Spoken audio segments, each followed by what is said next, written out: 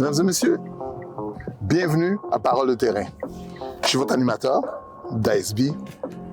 Aujourd'hui, on s'en va vers l'ouest.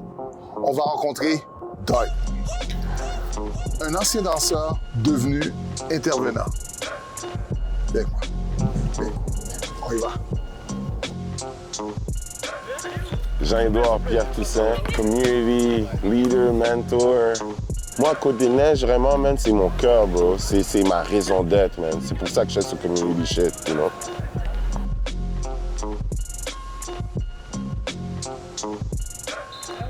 So, yo, Jean-Édouard Pierre Toussaint, a.k.a. Dark, a.k.a. Sanguine, member of the BFL Collective, né ici d'héritage haïtien, sur une terre non cédée. Community leader, mentor, shit, activist, man. Je suis là, man. J'ai grandi à Côte-des-Neiges, man, uptown, man. J'ai grandi sur Bedford et Goyer, bro. J'ai bougé beaucoup. Et puis ça, c'était dans les années... Je suis né en 87. So, c'est dans les années 90, so, en plein le crack era, you know. So, ouais. C'était chaud, Côte-des-Neiges, dans ce temps-là, man. Ouais, ouais.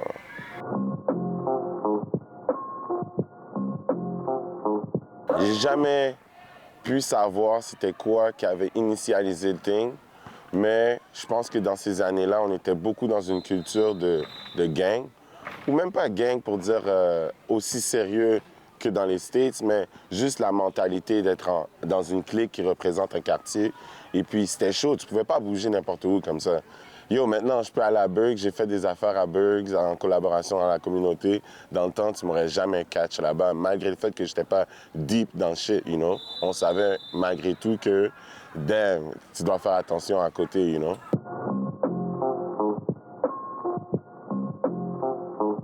Yo, moi, je dis Côte-des-Neiges, c'est le bassin du monde, bro. Yo, j'ai grandi avec toutes les cultures, man.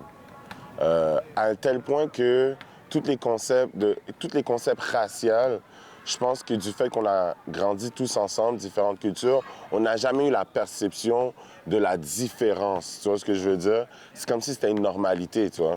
So, ça a fait en sorte que, yo, j'ai tellement appris, man, de différentes cultures, man. Latino, arabe, africaine, plein de différentes places, haïtiennes, jamaïcaines, Trini, yo, Saint Vincent, yo. Tu sais, il y avait tellement de cultures, you know. So, moi, Côte-des-Neiges, vraiment, man, c'est mon cœur, bro. C'est ma raison d'être, man. C'est pour ça que je fais ce community shit, you know.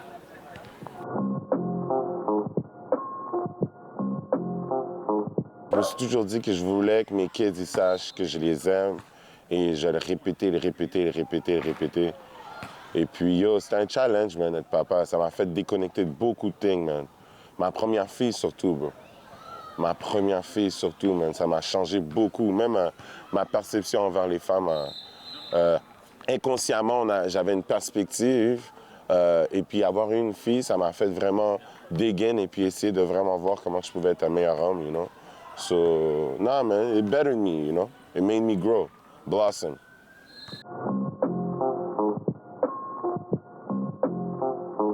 Toutes ces années où j'ai travaillé dans le communautaire, ça m'a bâti et puis ça m'a fait être un meilleur père.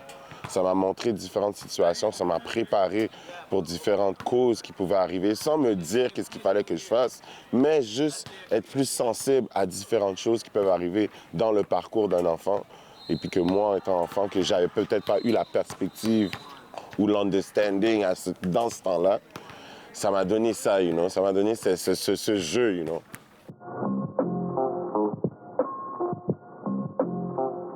Tu sais, à chaque fois que je parle de ce moment-là, je parle de Vlad. On avait un grand frère ici, à Côte-des-Neiges, man, que pour moi, il nous a sauvés, yo, il a sauvé nos vies, man, à travers juste être présent, man, chaque jour, sans exception. La cloche sonnait, il était dehors. On savait, on rentrait à la casa, on ressortait. Il était là, on jouait au ball avec lui. Des fois, on jouait au baseball, des fois, on jouait au ballon chasseur. Il était juste toujours là et puis on pouvait parler. Vladio, c'est comme un deuxième père, bro. Et puis pour beaucoup, c'était un premier père. C'est des personnes comme ça qui m'ont incité à vouloir aller redonner à cette même fréquence, you know.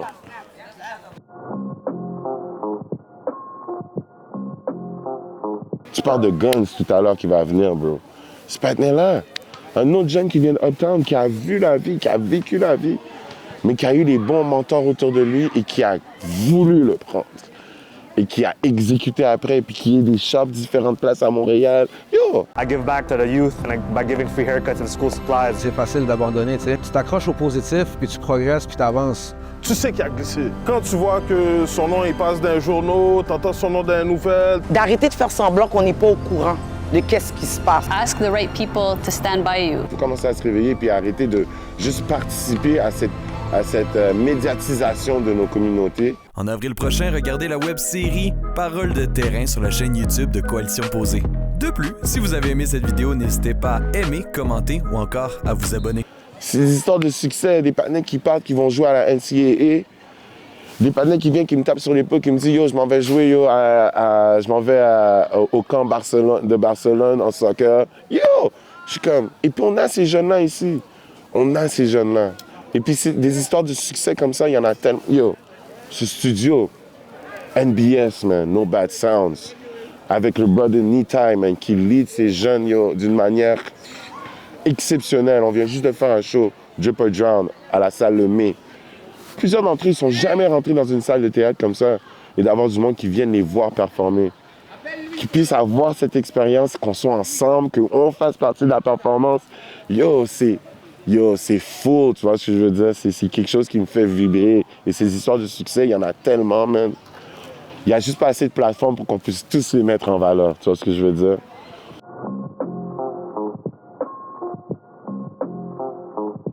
Moi, quand je regarde mon quartier, ça m'attriste que il n'y a pas un sentiment d'urgence, you know? On est tellement d'organismes, man. Mais tellement d'organismes à travailler à l'intérieur dans des bureaux. Personne qui veut sortir dehors, qui veut aller échanger réellement, tu vois ce que je veux dire? Autant que tu peux être dans les bureaux, moi, je pense qu'il faut que tu sois dehors aussi. Il faut que les gens te connaissent. Tu dis que tu les desserres, mais ils ne te connaissent même pas. Soit à quoi ça sert d'être tout ce nombre-là de personnes avec tous ces organismes, mais si on n'est pas dehors en train de taffer, en train de faire les vrais bails? On perd du temps, man. On perd du temps. Et puis quand on perd des jeunes, moi, mon sentiment d'urgence, il grandit. Et puis ma censure, elle part. Et puis je commence à dire les bails. Il faut commencer à se réveiller puis arrêter de juste participer à cette médiatisation de nos communautés et plus prendre part à cette croissance communautaire et s'accaparer nos communautés. You know? Si on ne parle pas, nos communautés ils souffrent. Mais quand on parle, c'est comme tu peux perdre ta job, tu vois ce que je veux dire? Tu deviens sujet à ces compagnies qui t'engagent, you know? Puis je dis bien ces compagnies. C'est oui, des organismes, mais moi je sens qu'en ce moment, on traite le communautaire comme si c'était des compagnies et puis qui étaient en compétition l'un avec l'autre. Moi je pense que, comment je peux dire, si c'était vraiment des organismes à but non lucratif, des aspects comme le bénévolat, des aspects comme des événements gratuits, des aspects comme la présence dehors quand c'est pas ma job, je suis pas obligé d'être là, mais let's go, je vais être là quand même, ça disparaît pas. C'est pas ça qu'on fait en ce moment. Maintenant, on est tous posés en train d'aller chercher de l'argent pour pouvoir créer des projets, trouver le meilleur projet, s'assurer que, yo, je puisse revenir après. Oh, j'ai la formule, je garde la formule, je la change pas. Yo, c'est comme... On n'est pas... Yo, c'est fini tout ça, là. Et puis si c'est pas fini, c'est là où je dis encore que même si... La seule manière que je peux parler et ne pas être affecté par quelqu'un qui peut m'enlever ma job, c'est si moi, je le fais moi-même. So, il faut plus qu'on crée nos propres instances. Et puis non seulement nos instances, il faut être smart dans la manière qu'on le fait pour que ce ne soit pas juste une instance qui demande et qui doit appliquer, mais c'est une instance qui peut vendre et qui peut stack up aussi, ce qu'on est dans le privé et qu'on est dans des projets à but non lucratif. Tu vois ce que je veux dire? Au lieu d'être dépendant de ce système ou de la ville ou des arrondissements pour nos subventions pour pouvoir survivre, you know?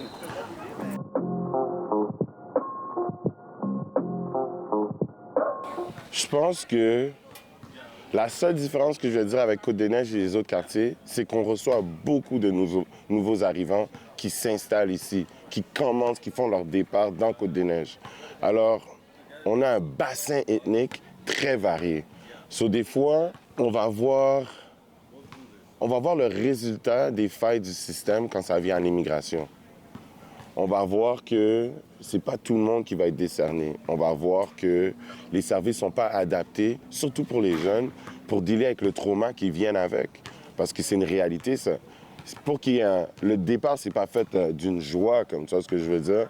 Ça s'est fait à travers une situation traumatique, quelle qu'en soit, you know. So, quand ils viennent ici, je sens qu'on oublie qu'il faut les supporter dans ce sens-là et puis pas demander directement l'excellence.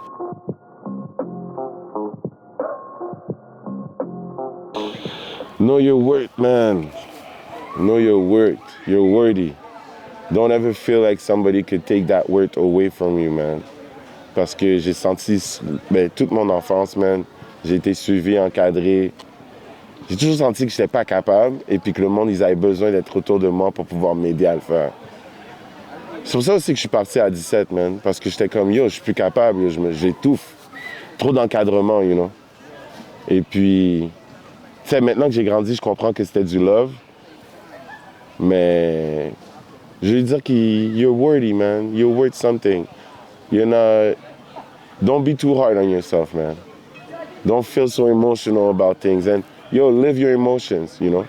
Don't hold shit back, you know. Voice yourself. And let people adapt to your spirit, you know, rather than you having to dim down your light for others, you know.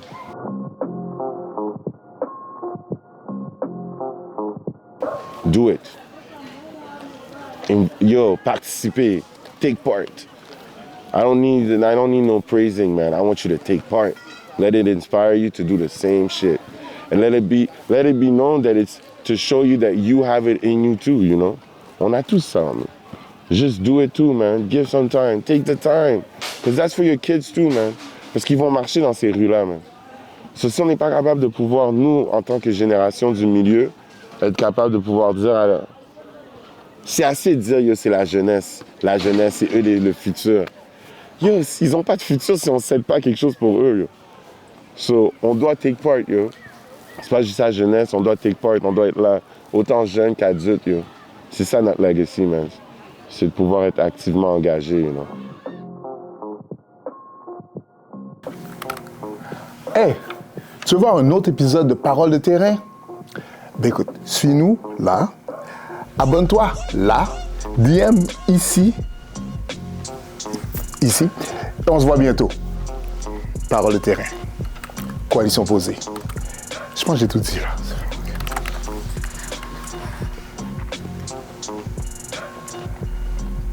Thank